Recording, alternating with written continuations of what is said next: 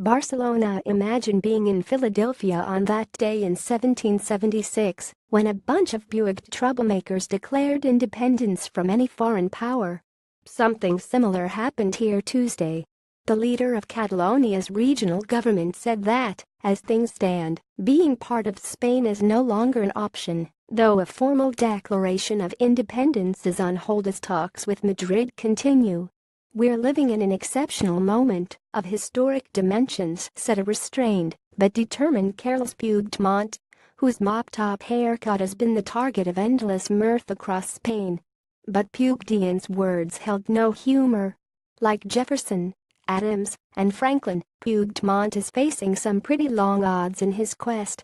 The long-simmering independence movement he leads came a boil on October 1st, when Catalonians voted, or tried to vote, in a referendum to split from Spain.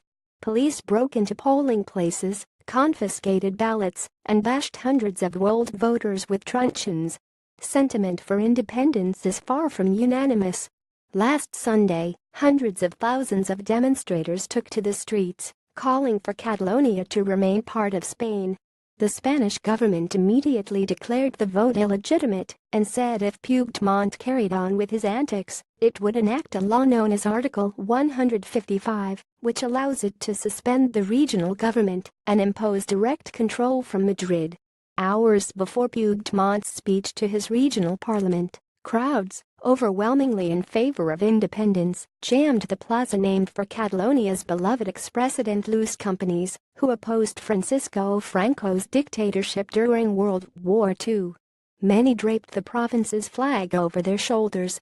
Though the crowds were in a jubilant, non-violent mood, police were dispatched to guard the mansion on Carrer Mallorca, where the Spanish federal government is represented in Barcelona. Sentiment for independence is far from unanimous. Last Sunday, hundreds of thousands of demonstrators took to the streets, calling for Catalonia to remain part of Spain. Most Spanish newspapers are firmly against secession, and a flurry of editorials scolding Puigdemont for his temerity filled their pages. Someone is reading them.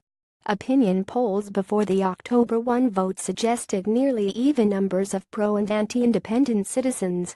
Catalonia's fate notwithstanding, the last thing Europe needs right now is more political stress.